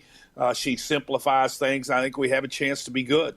You're very familiar with the league. Your time away from LSU, you were at Auburn and A&M. The national champ is in this league. Tennessee feels like they're making a resurgence, and obviously what you guys have going on in Baton Rouge. What do you make of the Southeastern Conference landscape in women's basketball? Well, I think certainly in South Carolina, Tennessee, you have 2 national championship contenders. Obviously, South Carolina looking to repeat. Both of their lineups are incredibly stocked. But then I think in the middle of the league, we were talking about you probably got about 7, 8, 9 teams that could finish 3rd or 4th or finish 8th or 9th. It'll be interesting to see how it falls out because there's certainly some talented rosters and some good coaches in there. It'll just be how everything evolves. Coach, tomorrow night, the fans will be welcome out to a welcoming event. I know that you felt this since being back here in Baton Rouge. We felt it last year when Mulkey landed on the job. She has re-energized the community to support and get out to the PMAC for your events and for your games. How have you felt that? And I imagine you'll feel that tomorrow night with everybody coming out.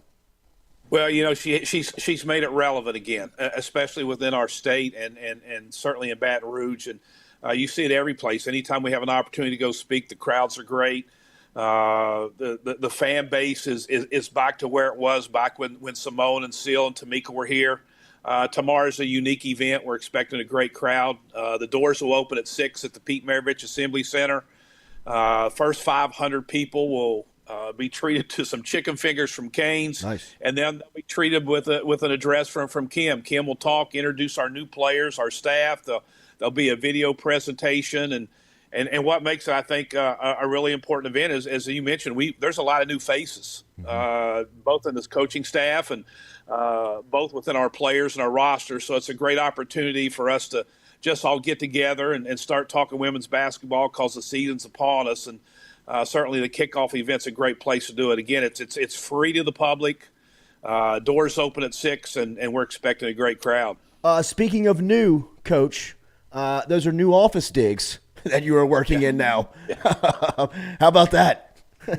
Well, it's hard to put in words. I mean, it's certainly the nicest office, not that I've been in, but that I've ever seen. And granted, I've been on the men's side, but this just speaks to who Kim is. She has a great vision of excellence for everything, not just in how our team plays or in recruiting, but our offices, and we're getting ready to revamp the locker room, just everything involved with our program. Kim wants it to be at the very best, and they certainly nailed it here. I know Jen Roberts had a lot to do with the design, but these offices, gosh, Joey, they're off the charts, man. They're incredible, but it's something we've already put to use. We've had some incredibly great recruiting weekends here, not just official visits, but more importantly, unofficial visits with 24s, 25s, and 26 coming in here.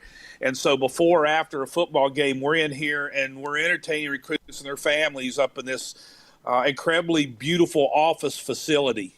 And so it's already earned its keep. Glad you're home, Coach. Can't wait to see you and Coach Mulkey work next to one another. Welcome back to Baton Rouge. We'll see you in the PMAC. Thanks so much, Joey. Appreciate you having me on. You got it. There he is. Legend. Bob Starkey, back home at Baton Rouge, coaching with LSU women's basketball, sitting alongside Coach Mulkey. He's the associate head coach for that program. Look, man, I know I'm biased and very biased, but I can't think of a better bench in college basketball. Not that I know, in-depth coaching assistant coaches on women's basketball staff, but I got to imagine the combination of Kim Mulkey and Bob Starkey together is very intimidating for the rest of the league and for the rest of the women's college basketball world. Thanks to Coach Starkey for stopping by. One more time, Katie, tomorrow night. Yeah, tomorrow over night, at the PMAC, 6 o'clock. 6 p.m. Don't forget, Canes is providing chicken fingers for the first 500 guests, so it's going to be exciting. I think you can mingle with the players and coaches, so that'll be a really cool experience too. All right, man, we got rich people fighting. Jerry Jones and Robert Kraft going back at one another yesterday in some NFL meetings. Jerry Jones doesn't want Roger Goodell to get all this money. We'll tell you about it and close it out next here on the Jordy Culotta Show, driven and powered by Go Chevrolet. Don't fuck with me. Isn't that what he said? Uh-huh. Yeah, don't fuck with me, Robert.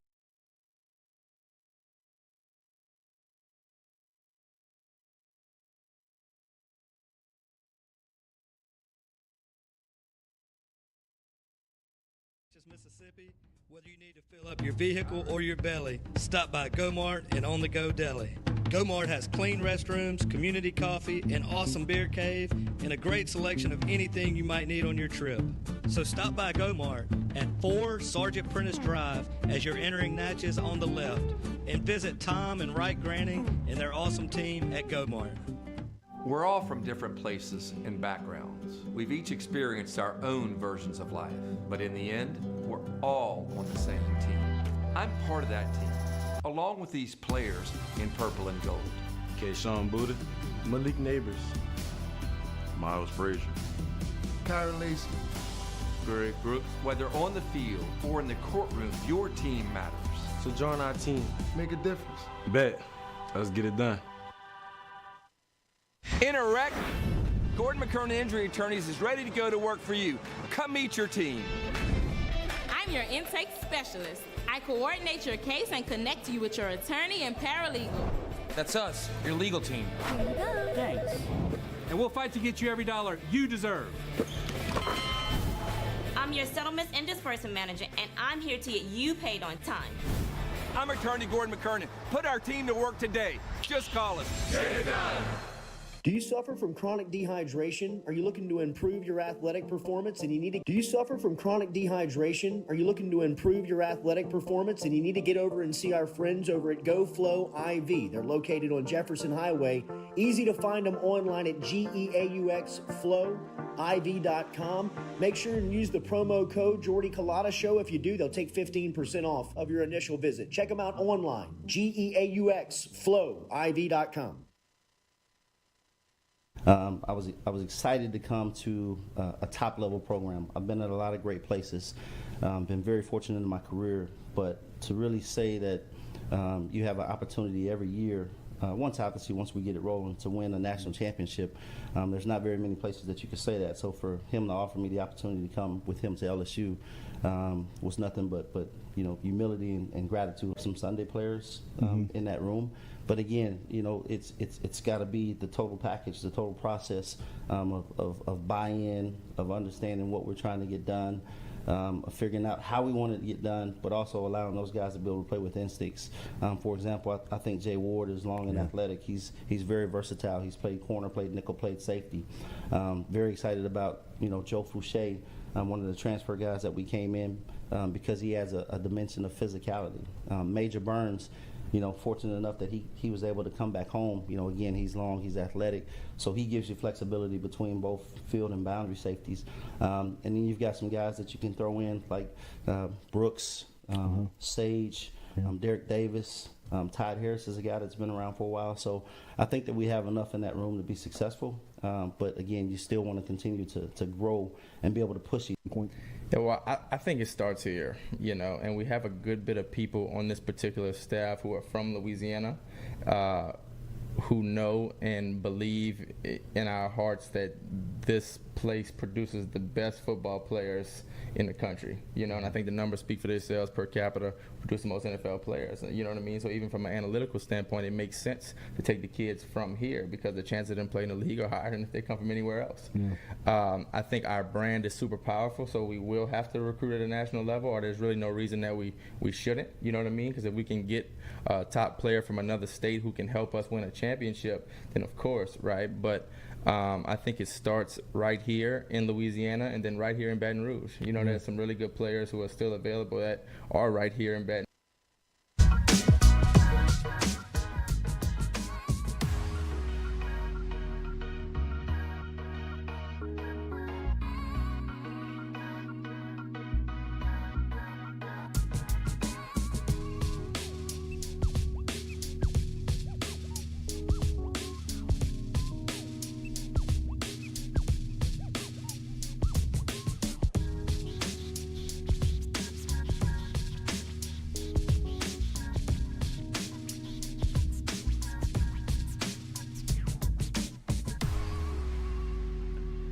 All right.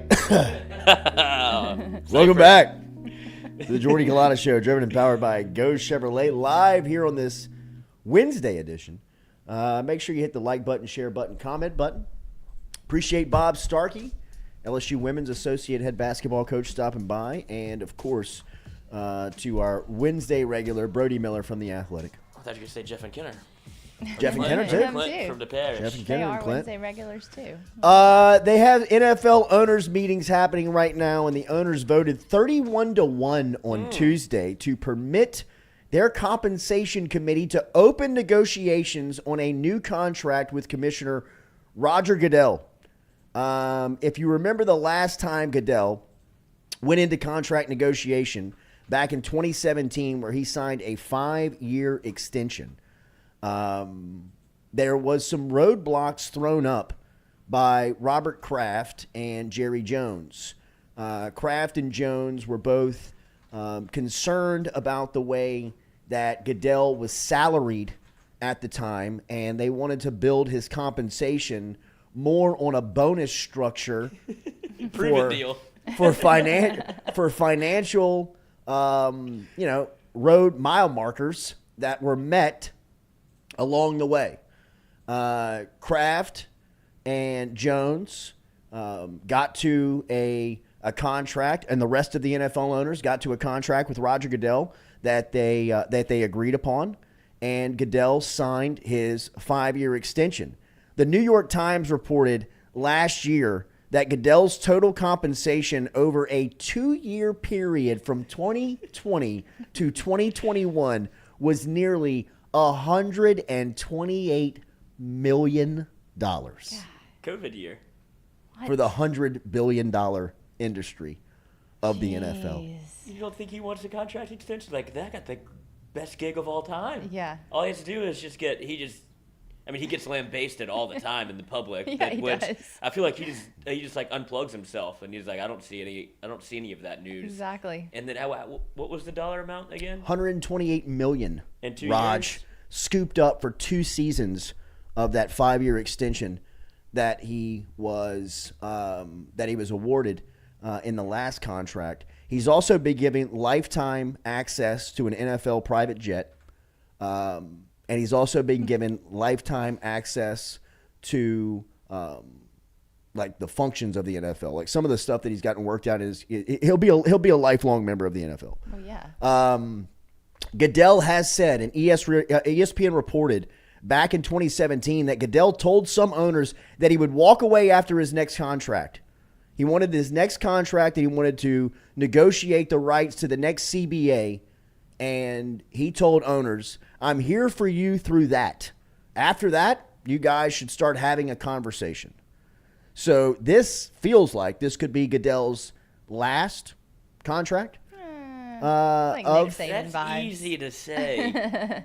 Hard to walk away. Collecting 130 in 2 years worth of work. And then you're going to go through the hardest part where you want to negotiate the CBA but walk away. Like the CBA is whenever you have to. Well, I think he's saying that he wants to negotiate the CBA, have it agreed upon, And then I'm his out. signature go on it as the commissioner, and that almost be like his last act, right, as commissioner. Now, look, $130 million in 2 years can soothe anybody's problems. I'm with you. Like, I'm not by any means making any excuses or making any, like saying that it got too hard for Roger, the job. But it has to be a stressful position.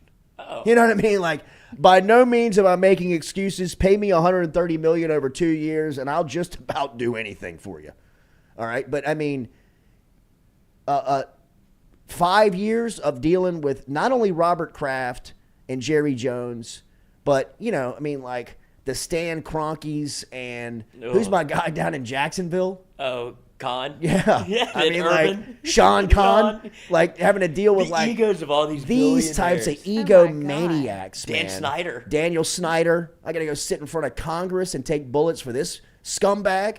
You know what I mean? Like, here's 130. Like, all right. You know what I mean? Like, I swear to tell the whole truth, nothing but the truth. So You know help what I me mean? Like, God. I'm in. So help me I'm Raj. in. I'm in.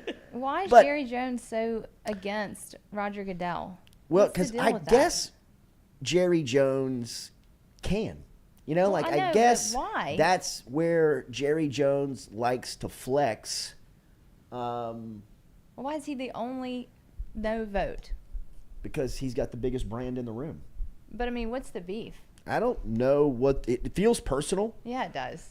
So yesterday, NFL owners are meeting to go over Goodell's compensation packages, and sources within the room said that Robert Kraft joined the overwhelming majority in strong support for the measure, with the contract being pushed back on with Jerry Jones, who was the lone dissenter in the owners only session. Eventually, Jerry Jones told Robert Kraft, "Don't fuck with me." Kraft replied, "Excuse me?" Jones said, "Don't mess with me." Then the measure passed, sources said. The NFL and a Cowboys spokesman both declined comment. A Patriot spokesman didn't immediately provide a comment Oh, the Patriot way. from the team. They should have to fight. I want They to have should that to kind of fist- money where I yeah. can look at Robert Kraft and say, "Don't f with me." Stop fucking with me, Bobby. Just because. Yeah. Take your new wife and go sail somewhere in the world, bro. I'm not messing with you on this. Squirt some lube at him Oh here. my I know this gets you, Bob. Here, But they should have to fist fight. I would watch that. Oh, would I watch that? Pay-per-view. Jerry Jones would be dead. I don't know. That by would Bob Kraft? One Both good- of them one are good already hit, dead. I mean, just the sodium in his body alone. yeah. Like one good hit, one jump of that heart rate up, and he's over. Right? Crack his neck and nothing but sugar pour out. Yes. That's cocaine. Is that salt? No, it's actually blow. It's blow, Mr. yeah. Jones Yeah, that's drives what- his plane on. That's blow from the '90s, kids. Whenever the Cowboys were good, it's uncut. Michael Irvin gave me that. That's straight out of Nate Newton's van. Oh, my, he came to Allegedly. some games. Allegedly. Was it Nate Newton that was driving the 180 pounds worth of marijuana across? I think he got arrested in Avoyles Parish. Nate Newton, the former Was it offensive lineman lineman? for the Dallas Cowboys, about 6 or 7 years after he retired, got scooped up in Avoyles Parish with like over 100 pounds a week. 213 pounds of marijuana in the car. Jesus. And this is back when like weed was like cocaine. He's going to jail. Yeah, right. Like for a long time. What do I smell in there, boy? I mean, how do you get that much? It was in a van. It was Yeah, like it would have it was to like a be. child molester van. It was like no windows. That would have probably been less of a penalty than having 213 pounds Probably of so. marijuana. Probably so. At Yeah, that point it would. of life. It would.